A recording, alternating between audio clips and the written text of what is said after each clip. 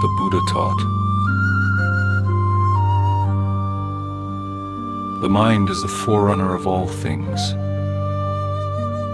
If you harbor a polluted mind filled with resentment, suffering will follow you like the wheel follows the foot of the ox. Hatred cannot be appeased by hatred.